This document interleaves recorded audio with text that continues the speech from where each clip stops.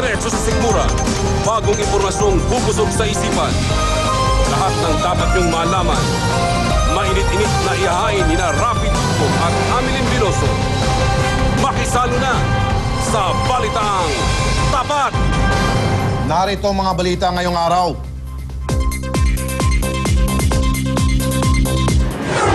Mga suspect sa bagong modus sa nakawan sa mga kondominium, laglag sa mga otoridad. Komadronang sumasideline na plastic surgeon na bisto dahil sa pumalpak daw na nose lift. 50 bahay na abo sa sunog sa Quezon City. Hatol ng korte sa mga Oakwood mutineer ilalabas na ngayong araw. Hubert Webb naging busy sa unang araw sa labas ng bilibid pero sa tagal sa kulungan, paboritong kaining donut out of stock na. At sa timbre mo kay Tulfo, reklamo ng estudyanteng minulestyo umano ng kanyang teacher. Susubukan nating tulungan. Ingat mga kapatid sa mga inyong nagiging kapitbahay. Mahigit 10 milyong piso at mga mamahaling alahas ang natangay ng isang grupo ng magnanakaw sa Pasay. Ang modus, upa sila sa isang kondo at saka tatargetin ang kanilang mga biktima. Nagbabalita si James Beltran. Bistado ang pagnanakaw ng grupo ito sa isang kondominium sa Pasay. Kinilala ang mga sospek na sina Luisito Mabilog, Ryan Francisco at Rosbel Di Maala. Ang modus nila, rerenta ng kondominium unit sa katitiktikan ang mga posibleng biktima. Mga 1 hanggang 2 buwan para maobserbahan nila at matignan nila kung sino yung mga may pera at may kayang nakatira sa kondominium. Kasama sa ninakawan ng grupo ang 3 condo units ni Natividad Mangoba. Nakulimbat ng mga sospek ang mahigit kalahating milyong pisong cash at mamamahaling relo at alahas na nagkakalaga ng 10 milyong piso. Ang problema, kahit may gwardya, wala namang CCTV camera sa kondo. Kung tenant ka na, nagre-rent ka ng isang unit, minsan ang ating security guard nagre-relax. Sinubukan naman magpalusot ng isa sa mga sospek. Ako, maling-mali po yan. I swear to God, maling-mali. Kasama ko lang po sa bahay yun. Itinanggi rin ng mga kaanak na ibang sospek ang bintang sa kanila. Kinason na ang 3 ng robbery habang pinaghanap pa ang iba nilang kasama. Tinitingnan na rin ng otoridad ang tip ukol sa mastermind ng grupo na isa umunong showbiz personality. Sa ngayon, hindi pa konkreto yung bagay doon sa isang personalities. Talagang kinakalap pa natin ng sufficienting ebidensya laban sa kanila. But definitely, mabubuo rin namin at i-file din namin yung asunto. James Beltran, News 5. Ito ba ang isang babala sa mga kapatid nating mahilig magpaganda? Nagsisisi ngayon ng isang dalaga matapos siyang magparetoke ng ilong. Ang pinagkatiwalaan niyang doktor, isa palang kumadrona at wala pang lisensya. Nagbabalita si Carla Lim. Maga at namumula pa ang ilong ng babaeng ito nang dumulog sa headquarters ng Manila Police District. Resulta pala ito ng palpak na nose lift operation sa kanya ng isa pa lang, Dr. Kwak-Kwak. Inggit daw sa mga kaibigan ang nagtula kay Cecil para magpatangos din ng ilong. Dati na siya nagpatangos ng ilong dito sa doktora. So sabi ko naman sa kanya, o sige kasi maganda naman ang ilong mo. So nagtry naman ako na ipatangos tong ilong ko. Nagduda pa raw si Cecil noong una dahil home service ang operasyon. Tumagal ng 2 oras ang operasyon at 20,000 pesos ang bayad. Pero nang hingan niya ng resibo ang doktor na si Nora Rosauro, wala itong maibigay. Tapos sinanapan ko siya ng sabi ko, may lisensya ka ba? Tapos sabi niya, ay wala akong lisensya. Doon ako kinabahan sa kanya. Yun pala, midwife graduate si Rosauro at hindi pa lisensyado pero kompleto siya ng kagamitan para sa isang facial operation. Natutunan daw niya ang operasyon dahil 12 taon siyang assistant ng isang kilalang plastic surgeon. Hindi mo po ako nagpapanggap, ma'am, na doktor. Nanindigan din si Rosauro walang mali sa operasyon niya kay Cecil. Mamamaga talaga kahit saan kayo magtanong, mamamaga talaga yun. Normal yun, mamamaga in a week. Then gradual din po naman mag-subside.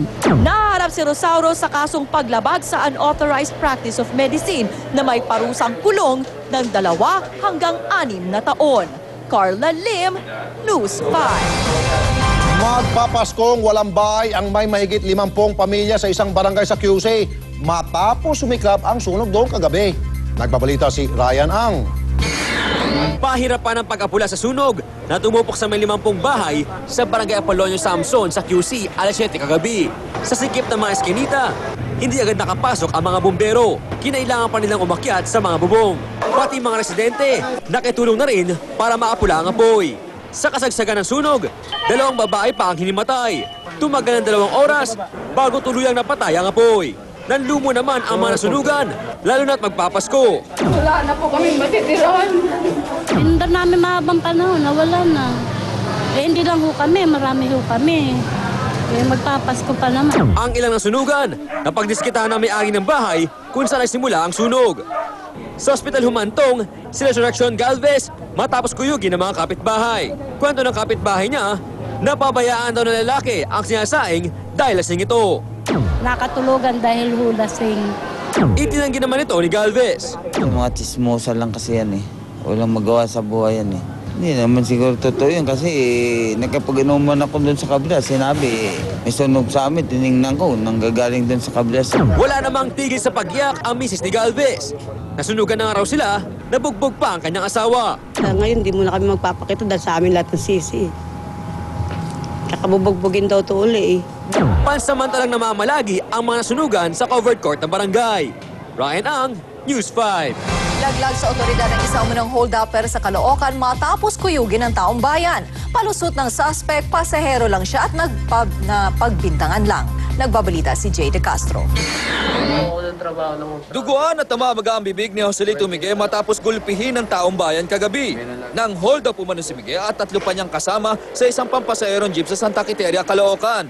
Pero kwento ng maluhaluhang suspect, nadamay lang daw siya dahil kasama siya sa mga nakitakbo na magdeklara ng hold up ang mga suspect. Tumakbo kami kanya-kanya, sir. Nagulat na lang ako nung napagkamala na akong hold-upper. Pero positibong itinuro si Miguel ng isa sa mga pasahero ng jeep na muntik na raw masaksak ng mga hold-upper. Gumulong-gulong ako. Siya ang humawak sa akin. Hinawakan niya ako tapos mayroon pong sumasaksak sa akin. Kaya medyo pila yung ano ko. Sumasangga ako, ito patayin nga yung kuko.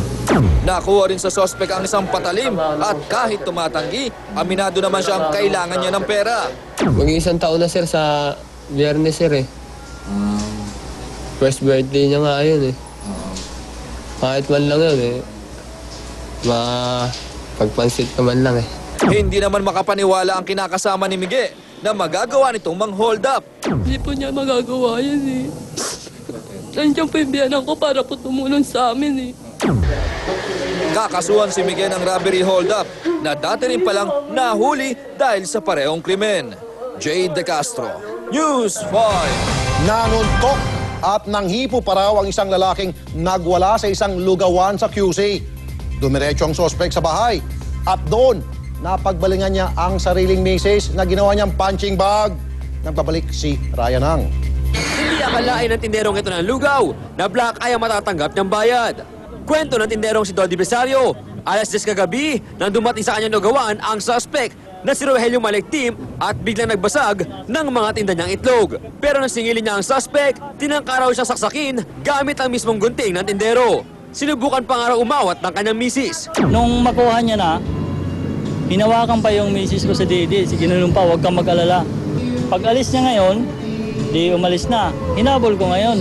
Sabi ko, pre, yung bayaran mo raw itlog. Nakatakas ang suspect, pero maya-maya pa, sumugod sa presinto ang isang umiiyak na babae. Siya pala ang asawa ng suspect na nanlakit sa tindero ng lugaw. Reklamo niya, ginulpi raw siya ng kanyang mister pag uwi nito sa kanilang bahay. Ngayon, binubugbog ko niya. Galing sa nangyari niya, no? Hindi ko na natiis. Hindi na niyo palabasin, sir. Gusto kong may samang pulis doon. Ayusin ko ang bahay ko. Kunin ko na ang ebidensya nga ginagawa. Kasi magdala ng mga kaibigan sa bahay doon sa bahay magsyabo. Magsyabo. Pinuntahan naman agad ng mga polis ang bahay ni Malectim, pero wala na silang naabutan.